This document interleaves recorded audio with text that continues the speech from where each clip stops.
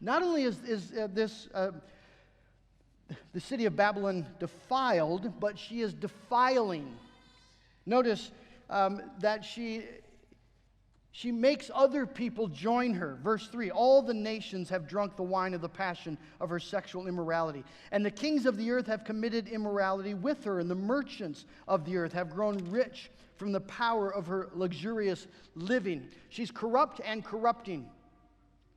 Now, these words here mimic very closely Jeremiah 51. In fact, maybe this afternoon around the dinner table, you just might want to open up Jeremiah 51, and you'll find a great deal of resemblance in Jeremiah 51 with Revelation 18. In Jeremiah 51, Jeremiah is prophesying against the actual city Babylon, and he says this: the nations drank of her wine, and therefore the nations went mad.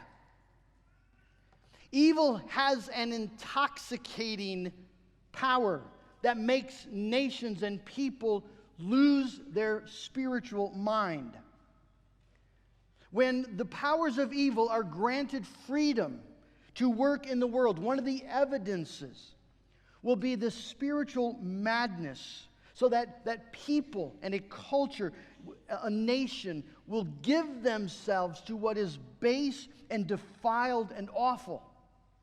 I remember hearing of a man who was participated in the massacres of Rwanda 25 years ago.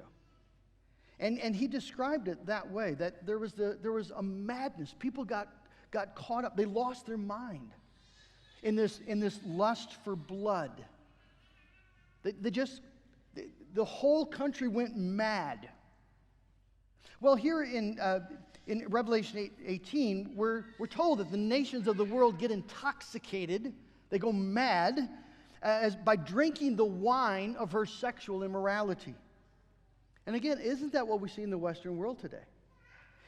There's a derangement and an utter, total irrationality and madness to what's happening, particularly in the areas of sexual identity and practice. And so you have doctors doing devastating things to teenagers because the teenager feels a certain way with the encouragement and applause of a lost world.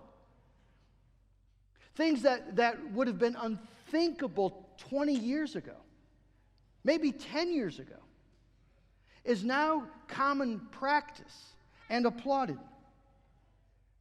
Rational people are losing the ability to reason. That's madness. As they drink the wine, the intoxicating wine of the spirit of the age. I think it's an incredibly apt description for exactly what we're seeing happen in our culture. This does not make sense. Fundamentally does not make sense. And yet the world is embracing it, drinking it down. Now God allows it, God ordains it, but it is already, you see, a sign of His judgment, and it will usher in a great and final judgment. Jesus wants us to understand what's taking place. This is not a fad. It's not a fad.